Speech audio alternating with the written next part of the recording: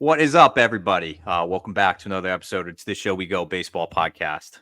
Today's episode, we have another Red Sox pitching prospect. We have a second round pick from 2024, Payton Tolle. Payton did not debut last year, but obviously he will in 2025. But Payton, I like to get things started just with a little small talk, I guess you could say. But we're into the off season, and I know free agency and everything's starting to get pretty crazy. But how has your offseason been treating you so far? It's been really good. It's been good. Twitter or X or whatever it is blowing up. It's kind of fun to watch that. It's been my first off season. Interesting people moving around maybe. But no, it's been a good off season. And down here, Fort Myers, been training with the guys, and it's been really good to we got a huge band of guys here. We got most of the guys from the draft class are here. We got guys from every single level of the organization with Connolly Early, Max Carlson, Garrett Whitlock, D'Angelo Ortiz. Like everybody is kind of each stage that everybody's at it's pretty neat to you pick guys' brains with that, but it's also just good to be here first pro off season. You kind of don't really know what to expect. Like you don't have that the paper at the end of the break that you gotta get ready for. So it's that's a big plus. I'm not a school guy, so it's trying to find my time outside of baseball, filling it with different stuff. It's been a challenge, but yeah, it's been good, and it's been a whole lot of fun down here. So. Now, you're from Oklahoma, right? Yes, sir. Yes, sir. How would you describe Oklahoma to somebody that's never been there, such as myself? I mean, the old saying is Oklahoma is okay. And I love Oklahoma, and it's my home. It will be my home forever. Like, love that place. But at the end of the day, it's pretty all right. It's not going to blow you away. I don't think like Oklahoma doesn't suck, but it's not incredible. We got some good farmland, some good pastures. Oklahoma City's fun. You can find stuff to do down there. But, I mean, if you're looking for a vacation spot, I can't quite say Oklahoma's the place. But, yeah, you got all the extreme weather, and like we just get that's the biggest thing. Is like you want weather, every kind of weather that you could get. Oklahoma's going to have it. So that's I love Oklahoma. It's my home, and I'll go back there every single time. But yeah, it's all right. Are both of your parents from there? Yeah. My dad grew up in North Oklahoma, a small town called Blackwell, and then my mom grew up in East Oklahoma, in a high school town called Okmulgee. So then they met in Stillwater there at OSU. So I was going to say earlier, whenever you kind of said about the extreme weather, we just watched the new Twisters, me and the wife did. And she looked at me and she's like, we're never going to go through that area ever in the summertime. Yeah, I went and watched that movie with Conrad Kaysen, and he's like, is it really like that? I'm like, dude, no, it's not. I promise. Like we have our fair share of tornadoes. I think they had a couple of days ago, and it's like we have tornadoes, but it's not like you're sitting outside and there's like, oh, there's one, oh, there's another. Which one are we going to go chase? Like, it's not quite that bad. Yeah, she looked at me and she was just like, I wonder if we do drive through there, if there is going to be a Glenn Powell like company out there that just drives around Oklahoma looking for those things. But it was kind of funny.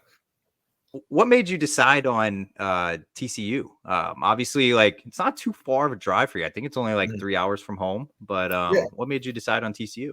I mean, I think, coming out of Wichita State and kind of looking for that new opportunity after our coaching staff kind of gets disbanded, um, going through visits and everything like that.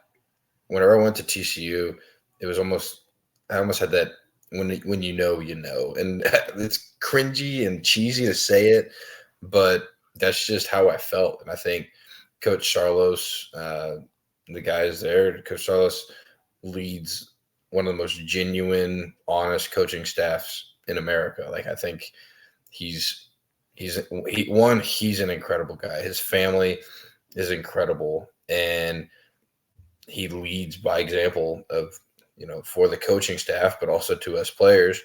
And I think that speaks a lot to who they are. Like to me, I remember whenever I got in the portal, and it was a long drive home with so many phone calls, and some are talking about offers, and some are talking about baseball. Where I got on the phone with Coach Charlos, and it was probably 20 minutes until he was like, "Oh well, how'd baseball go for you this year?" Like we just talked about people things. So I think that's one of the big things, is like just the people there. Like it's Fort Worth. That campus is amazing, and then you also get obviously we didn't have a great season this year, but it's been a powerhouse in the past 10, 15 years. And I just wanted to be a part of that. And like you said, it was, not too far away from home. I could get back in 3 hours. And there were a few times during the season that I would have to do that. And, Coach Ellis, Coach Lawn, they were super understanding of like, okay, he's got to get home. So I just think it was the perfect fit for me. And it really, I was just praying for clarity through the whole process. And whenever I stepped on that campus and sat with Coach Charles, like it was, I knew that this was going to be my home. So. No. Prior to that, Wichita State, you had some family lineage there. Correct me if I am reading this wrong, but your mother was on the golf team, and your dad was your dad went to Oklahoma State, and he had been a track and field guy. But Yeah, your mom was a golfer for Wichita State. she was there during those prime Wichita State, college World Series runs. So uh, I was actually talking to Shay about Wichita State today. I was like, yeah, she was in classes with Darren Dryford, and I mean that's kind of like, if you know who Darren Dryford is, that's kind of a big deal.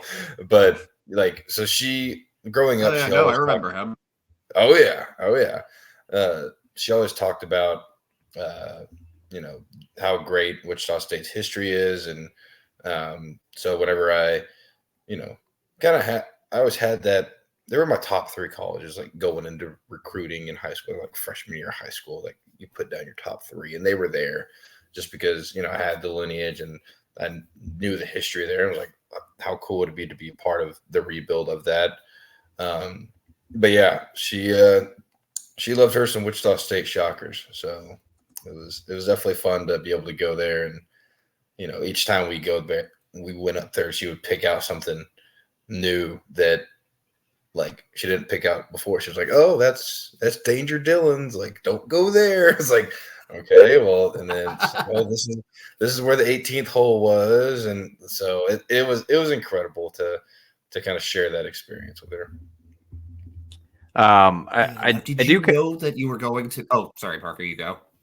Oh, I think there might be like a slight delay for you, Ed, on picking it up. But uh, if you got a follow up here, I was gonna go a different direction.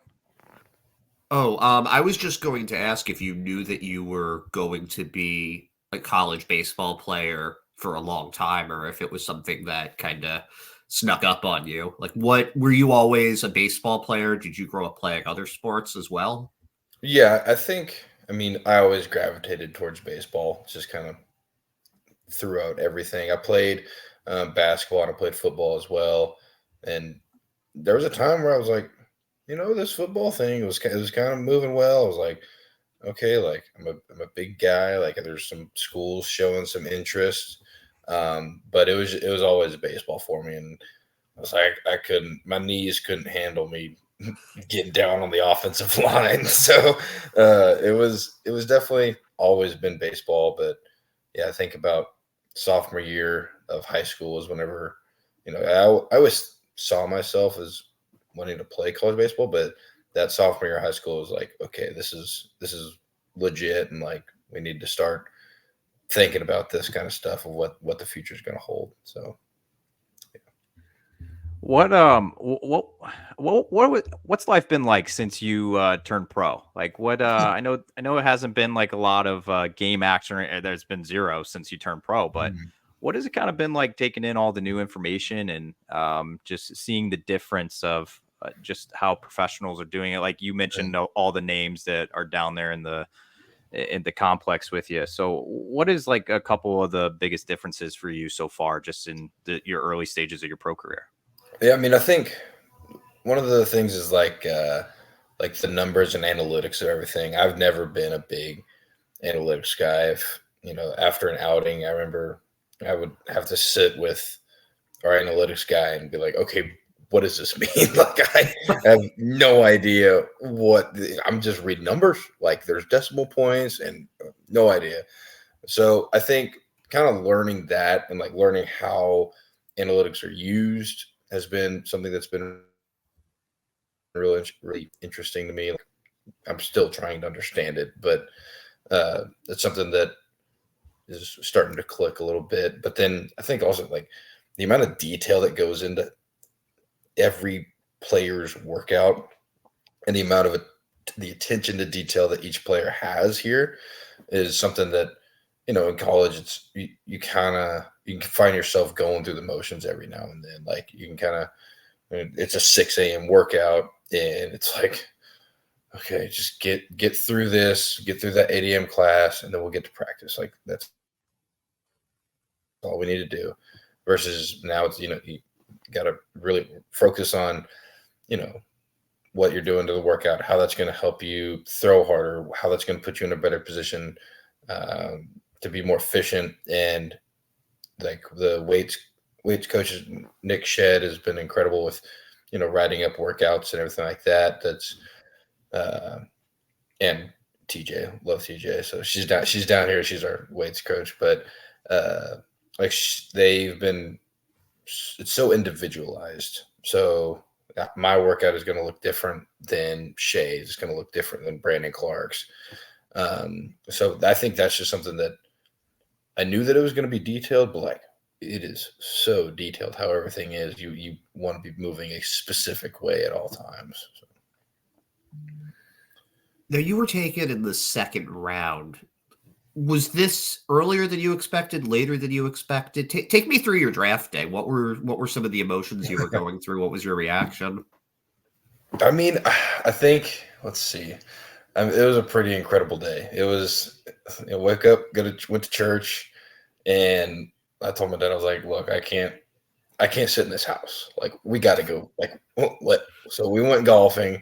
Me, my dad, my cousin, and my brother. We went golfing, and then the draft actually started before we got back to the house. So we were looking at it on the phone, and whenever that draft started, that's whenever everything was like. That's whenever the nerves hit me, and it is a little nerve wracking, especially like I knew I wasn't going to go in the first round. Like I knew that. And, talking with my agent and kind of hearing from coaches and everything like that, like we knew it was somewhere around that second, third round. Not quite sure if it was going to be first day, second day, but it was just no idea what's going to happen. Like this is a decision that's going to change a lot of things. Like, is it going to be Arizona? Is it going to be Florida? So there's just a lot of things that went into it, and we tried to take it as normal as a Sunday as possible. We had spaghetti Sunday. We do it me, my dad, and my brother do it every Sunday, and we had couple of family members over, had some family friends over, and there's like, it's Spaghetti Sunday. We don't know what's going to happen. It could be a great night, but if it's not, it's Spaghetti Sunday. So, I mean, you can ask those people that were there in the living room with me, like, I couldn't sit down for 3 minutes. It was brutal. I was racing up and down all over the place. Finally was like, I'm going outside. So we migrated outside, and then my agent texted me and said, all right, like, do you want to know or do you want to be excited? And he had texted me earlier in the night that was like, hey, the Red Sox are kicking the tires a little bit. And so I texted him, I was like, I want to be excited, but knowing that the Red Sox had some interest. And whenever I heard my name called, it was just instant, like, almost that satisfaction of like it's all, like, it was all going to be okay.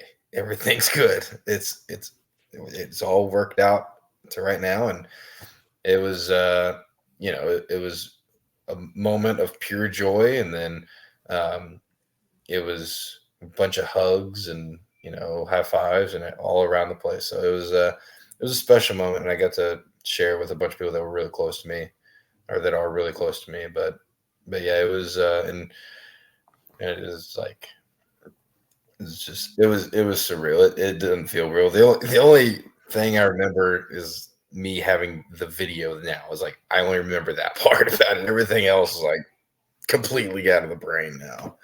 So You mentioned your brother and your dad. What does you making it pro and getting drafted? What does that mean to them? How did they feel about it? They would probably be like, well, I guess it's all right. I think that's their exact the exact thing that they would say. But I mean, I think they're super proud of me, and I think it's, it's something that I not only an experience that I want to have, but I want to take them along with me. And little brother, he's going off to Seminole State College and later next year, and I hope that one day I can be in his shoes for hearing his name called. And so I think it's just it was something that, it's a journey that we all want to be on, and I'm happy that they could be here with me. So. Did the Red Sox have any meaning for you, or were they just a team that they were the one that drafted you, so now you're a Sox fan? Absolutely. I mean, I think it was just it was funny because some people, there's some people that would be like, I don't know, I got a funny feeling about so and so. I got a funny feeling about so and so, and it was one of my high school coaches that was like, I don't know, I got a funny feeling about the Red Sox, and I'm like, how incredible would that be to play at Fenway Park? It is one of the. I say it's one of the greatest venues in sports. I think it's iconic. I mean, it's iconic. So, it's one of those things that, talking to people, they're like, "Do you care about who you go to?" And I would be like, "Oh, well, I mean, Toronto's cool. I guess it's Canada, or Texas is close to home. But how cool would it be to play in Fenway?" And so it was something that was pretty. It's special just because it's just not another team. It's the Sox. So I was curious about something, and you mentioned earlier that you kind of saw some things on Twitter/X, and it can be a crazy place sometimes with baseball fans, especially in the Northeast, which I don't know if you've noticed that yet, but I was curious. There was a lot made of you getting the highest bonus for a pitcher drafted by the Red Sox in some time. I think since Tanner Houck was drafted. Well, I am curious, what I guess the initial talks were with the front office and with Brian Abraham. Did they have any were they already laying out what they saw in you and what they liked about you? I guess how did those initial talks go with the team and with Abraham? Yeah, I mean, I think a lot of I think the talks that we had at the combine was kind of the only time that I talked to him. I mean, we also had player and meetings at TCU in the winter. So, and a person that, I mean, I just love. He's at West Virginia now, and I have Chris Riley. I was like blanking on the name, but he was my area scout, and he's an incredible person. And so I got to talk to him quite a bit.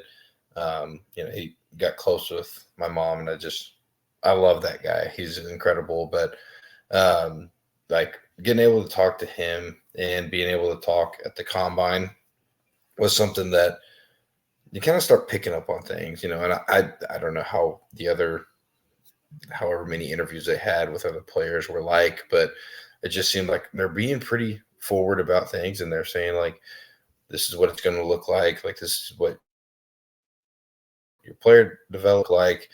And so it was pretty interesting because I was like, they seem really interested. And then after that, it was my agent said, take your hands off the wheel, let me take over. So I said, take it. Like, this is your thing, and you just let it roll with it, and I'm here for it. So it was a pretty it's pretty special to have that, being thrown in the realm with Tanner Houck, because he's pretty good. So it's definitely fun, but just truly blessed. So yeah, Tanner Houck is also a Mizzou guy. Shout out Mizzou. That's where that's my place. So and then also Chris Riley, heck of a guy, by the way. West Virginia baseball is in good hands with him. Absolutely. What was it like once you got down to the complex? I know you kind of mentioned, you were hanging out. You've been hanging out with Shea and a few of those other names earlier, but how cool was it to get there, kind of see the rest of the guys in the draft class? And also, we've made this comment to a lot of the other guys that we've had on here. We had Shea actually on here who mentioned your size and BC size and a bunch of the guys in the draft class. Yeah, massive draft class.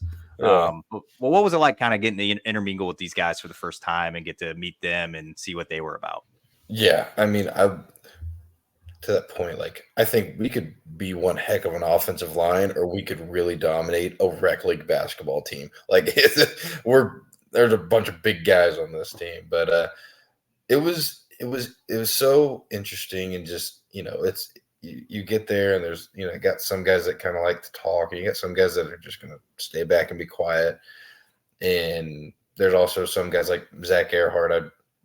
I played against him, so kind of had a connection there. You start making connections, like, oh, this guy, but I'd say it happened relatively quick, of like us starting to mesh, and we like really had good chemistry together. Like, everybody enjoys hanging out with each other, and living in that hotel down there can make for long days, but you're there with the guys, but it was a very interesting experience, and it's almost like every other team, almost like summer ball, where you go out there and you don't really know anybody. You might have a mutual friend or something, but it was cool to see how quickly we kind of came together, and you got some guys that are slower to get close to people, or they don't like want to jump in super hard, and I'm like, where are we hanging out? What are we doing tonight, guys? Like, hey, let's play some cards. What are we doing? So it was good to have some people that were like, all right, like, let's just take a nap, man. Like, let's just chill for a little bit. So it was a lot of fun, and already making great friendships. So I'm gonna you got it, Ed. Oh yeah, no, I was just going to ask, how would you describe yourself as a pitcher for people that haven't seen the scouting report? Like, who are you going to be in this whichever rotation you are in, whether Greenville, Portland, Salem, wherever you are this coming season?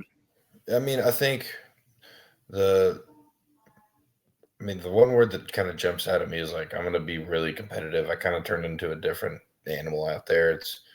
It's a different guy that takes the mound than is talking to you right now. I've been told that by a few different people, but I think competitive. But love trying to fill up strike zone. I'm going to tell you everything that you guys want to hear. I guess this is probably what's going to be. I am going to have so much fun out there, and I hope that if you guys ever went back and watched one of my outings, like you had as much fun watching my outing as I had out there doing it. Like I have so much fun on a baseball field. My mom used to say it all the time, like show people the reason you play and play with joy and just show them why you love baseball. And I think that's how I try to pitch. And I think it keeps me loose. It keeps me free. And, it also kind of has I have the little guy in the back of my head, like, F this guy. It's just that, I probably can't say that. I was told not to say that, but it's just one of those things that I hope people enjoy watching me play. So. I know you're a starter, but you're just like, I just see like glimpses of like you got like a closer mentality a little bit. Like me and Ed it's always the mustache. Yeah, it could be it. Well, yeah. We always joke though, the closers and they're a little bit like, like they have that mentality like every time they're having a ton of fun out there, but they're also like, I hate every single guy that's step into this box. Like and so you kind of give me a little bit of vibe of that. I know you're a starter, but it is kind of cool though to hear that. Yeah, I think it's something that I think a lot of guys will tell you that they may not put it like I have it or like I said it, but like kind of have that killer instinct. But there's definitely a little bit of a closer thing there's been a few guys I've played with that's like, you might kill somebody in the parking lot. Clark Candiotti I played with him at Wichita State. He was at Arizona and I was with the Padres. Like that man, it's like, don't go into his basement. You don't know what you're going to find. Like he's that kind of guy. And whenever he's pitching, and I think it's awesome. I think it's fun. But yeah, it's definitely, it's got a little bit of closer thing to it. So. Probably sucks to bat against someone like that, but it's like you said, it's fun to watch. Yeah. It's one of those things that you're really happy that guy's on your team, but if you're facing him, it's like, you don't know if the ball's going right down the middle or at your head. It could go either way. So, Did I hear correctly that you were a hitter at one point? I was. I pretty much hit all the way through college. I didn't hit as much at TCU, but still every day took BP, and it kind of got to the point where I was just like, let's just see how far I can hit it. But it was definitely hit all the way through and really enjoyed it. But kind of found this past season like, okay, I think my future is going to lie in pitching. So yeah. How far could you hit it? Furthest one I got was 498. Wow. So yeah, wow. It was it's tough to give up the bat after that, man. Yeah, I think that's probably the reason why they kept me, running me out there, is like maybe just this one time he can get into it again. But hey, it takes a lot to hit 498. I can't even imagine. Just close your eyes as many as hard as you can. Can't miss it. I did want to ask about your pitching arsenal real quick. I did see. I don't know if you're familiar yet with Sox prospects. It's okay. So your player page, it's got you with the fastball, slider, changeup. I know that we've talked to a lot of guys that are developing new pitches all the time, like sweepers down there or whatever it is. Have you been adding anything like since you've been drafted, or like I guess what does your arsenal look like going into 25? Yeah, so right now I'll be working fastball, kind of tweaked a couple things on changeup, try to make that a whole lot better. Sweeper, which I'm still getting used to. It's coming along. I'm right there. It's coming along. And then curveball, which I used a few times at TCU, but something that is kind of fun. It's a little wrinkle I like to throw in there. But yeah, that's kind of what we got going right now. And, subject to change, could add, could subtract, but that's what we got right now. So Okay. Well, Ed, I'm about to hop into some just one-off questions here if you're good for it, unless you got another baseball Oh, we're one to going into the follow up. lightning round. I'm ready. All right, cool. I got to start us off, Peyton. They're going to be non-baseball related questions. Some of them might have a little bit to do with baseball, but it's going to be a little more a different change of pace Perfect. here. What does Peyton Tolle do on his off days? Like, what do you like to do in your free time? Well, I've started the golf thing, and it's brutal. It's frustrating, but like it's that little competitive thing in me that's like, we got to keep going because at some point it's going to be good. And it's just and it's a little it's just that little I got that bug right now. It's like let's just keep playing. It's all right. You got free time. Like just go play. So I've been doing that. I'm not a big video games guy, but I've been trying to get on this Call of Duty grind. Mm-hmm.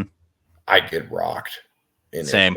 It's just not my thing. I can play Fortnite, not good, but I enjoy playing that too. But I do like cooking. I think that in a serious note, I do like cooking. Cooking, some box meals maybe, but I made some jambalaya tonight for me and Shay. Ooh. I was pretty proud of it. Chicken and some andouille sausage, and then it's obviously a packet of jambalaya that I throw in there, but it makes it taste good, so I claim it as mine. So, but yeah, I think that's pretty much it. I think so. Yeah. You were the first one, by the way, to bring up cooking, which fantastic there. I did want to follow up your golf thing here because we did have we had a guy on this last week named Shay Sprague that was possibly talking a little bit of smack about the golf game.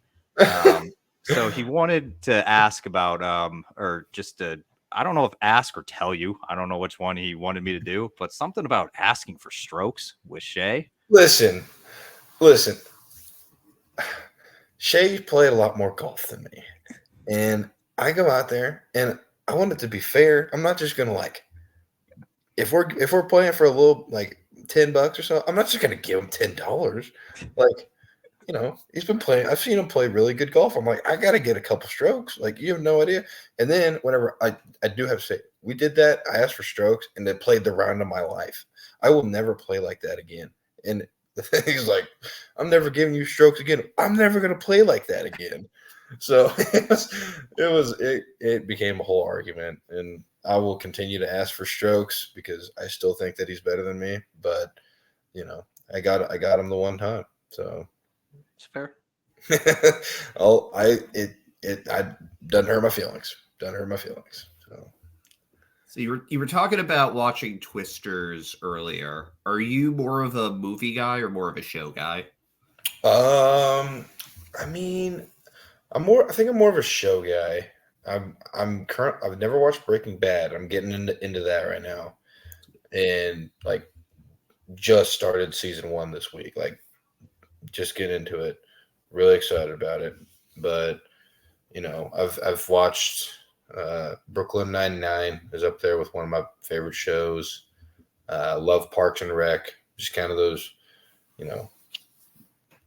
stupid brain rot. I don't Shut off your brain for half an hour. Exactly. Like let's just stare at the screen. So but yeah, those are kind of I've just never. I'm not a very patient guy when it comes to stuff like that, and I don't want to have to sit through like Marvel movies. I hate sitting through them just because I want to watch the end. Like I want to watch everything blow up. Like so I don't have the patience for it. I kind of love that outlook on the because I'm with you, man. Sometimes, like now that I'm married, I'm sitting through some movies sometime, and I'm like, man, I just want to know how this ends. Yeah. You get to about that 45-minute mark, and it's like, man, I feel like I've been sitting here for 3 hours, and I still have no idea what's going to happen. Yeah, there hasn't been much that's happened, but it's been like 40 minutes, and I still don't think I'm any farther than I was 40 minutes ago. It's a constant, man. You're a man of the South, which is it's got my heart a little bit. So I got a question for you. Okay. And I think you might be a good guest for this. So Ed's tracking this because last year when we interviewed a bunch of guys around the system, I asked them this one question, and I'm going to see what you got. So you're hungry and you want a fast food fried chicken place. It's got to have a drive-through, and you have every single option available. Where are you going? I mean, this takes me back to my, sophomore year of high school. And I'm getting in the car. I'm getting in my old 1994 Bronco. That thing was awesome. Okay. And it smells terrible. And it's got trash rolling around in the back. And yes, I'm building this up because Shay told me about this. He said they're going to ask you this question. And I said, I'm going to make this a really long, drawn out story. And got to go somewhere quick. And I got my buddy. He gets in the seat. Like, where are we going? Raising Cane's is my spot. And I understand there's some people out there, it's only got one sauce. And yes, I understand that. That sauce is so good. And the chicken tenders are always cooked perfectly. Sometimes you have to let them, simmer down a little bit because whenever you buy them and they're really hot, they're not as good when they're just a little cold. Raising Cane's is my place. That's my place. That's my chicken place. I'll do some Chick-fil-A. Raising Cane's gets me. What about Zaxby's? I think I've had Zaxby's maybe twice in my life. And plenty of sauces. And I understand. I'm not familiar with it. I'm just not familiar with the game.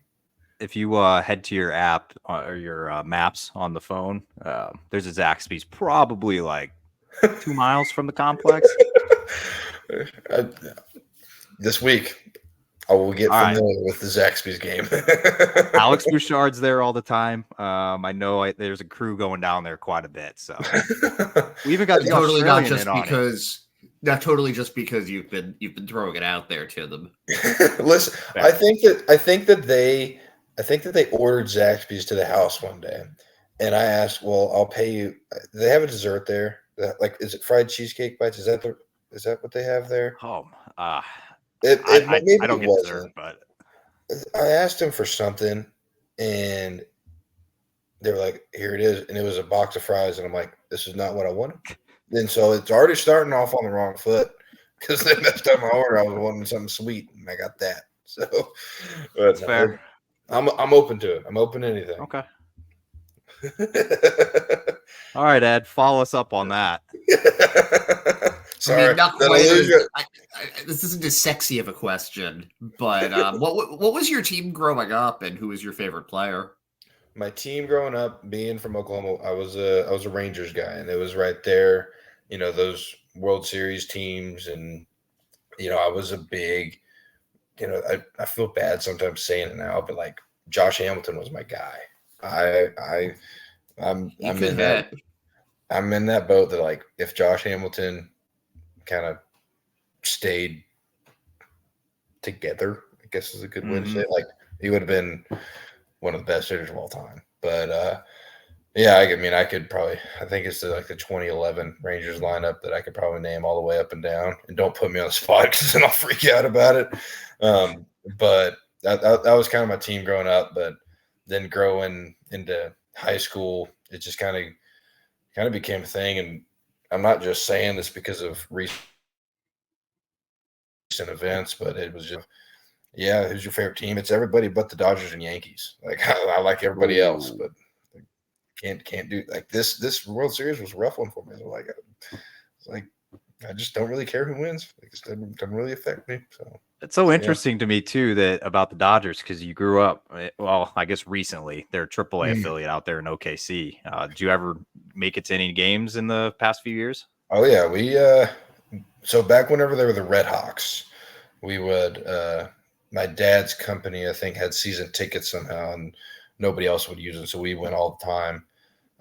But that would have been, I think that they were still the Astros affiliate at the time. I don't think I ever went to a Dodgers game whenever they were the Dodgers. So But yeah, I love like Bricktown Ballpark is a special place in my heart because I think that place is pretty sweet. But yeah, I just couldn't get on that train, you know. So That's fair. I do have I hope Shay didn't ruin my other food related question for you. well, I don't think he did. I just know about the chicken one. So All right, good, because I have another food one that I know you mentioned. Max Carlson. He signed off on this question and said it tells a lot about somebody, and I tend to agree with him, man. So, let's see. All right, so you got 3 of your fingers, and they can dispense 3 different sauces for the rest of your life, and those are the only sauces that you will ever get to have ever again. You can't have anything else. What 3 are you picking?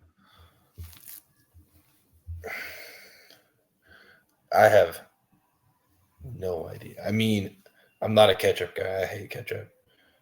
Mustard. Oh, like spicy mustard. I think is probably going to be one.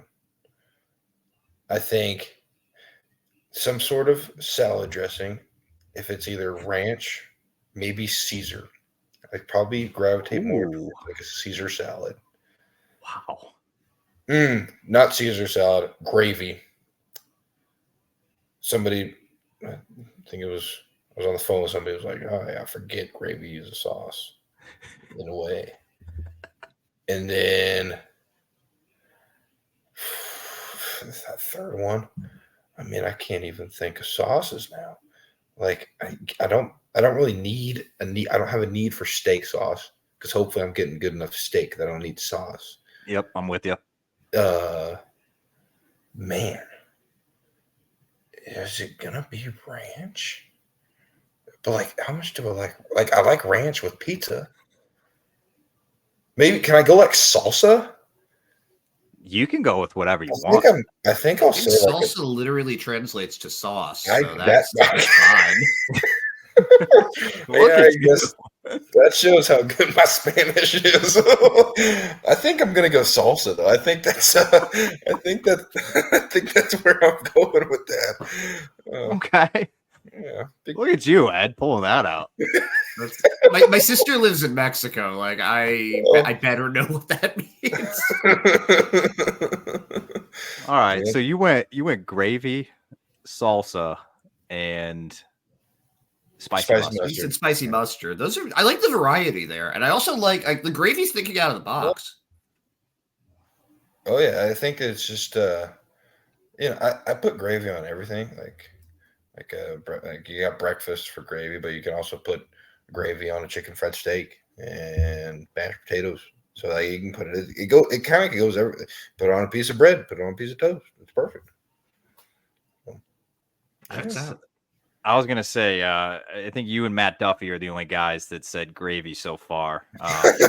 He said chocolate sauce too, which I think that's the only one we're gonna get. Yeah. I'm trying to think about what else maybe like some good like white queso like that. Ooh, yeah, that hits the spot, and if that goes on the 4th finger right there. All right, Ed. What do you got to wrap us up here? You got anything? Anything to wrap this up? I'm a big dog person. Did you grow up with any pets? With pets? Yeah. Yes, I had a dog named Ranger, and that dog. So I have 2 dogs. I had Ranger and Annie is she's still crazy and kicking, but Ranger, he's passed on. But don't be sad, because I was not sad the day that he passed, because that dog had one eye. He was blind in the other eye. I mean, so fat. The dog never barked. He couldn't hear anything. You would Ranger, nothing. It was incredible that dog lived. I mean, I think he was 16, going close to 17 years. It's a good life. It was. I was kind of disappointed because my dad was like, "Look, like he's pooping in the house again. Like it's time." I'm like, dude, we got to see how long this dog can go. It's incredible. Like, he doesn't whine or anything. He never barks. He sleeps all day. Like, he's the perfect dog. But No, it was time, and I understood, but man, that was I love that dog. Love that dog. So What kind of dog was he? Cocker Spaniel.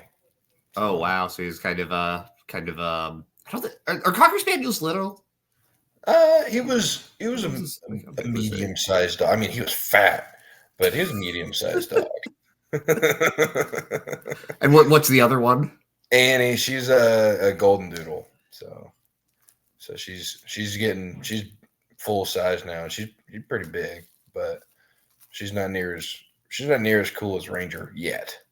So, Gotta That's a lose tough an bar eye to to get get over, there. though. yeah. She's got to live about 18 more years to be as cool as Ranger. Yeah, maybe lose an eye and like maybe throw a leg in there too, just to get those bonus points. Yeah. All right, Peyton. Well, we appreciate you hopping on. I did want to end it on one thing. I did hear that our good friend Joey may have accidentally drilled you on the green. I think a couple weeks ago or a week ago. Oh my gosh, yeah. How long did that take to recover from that?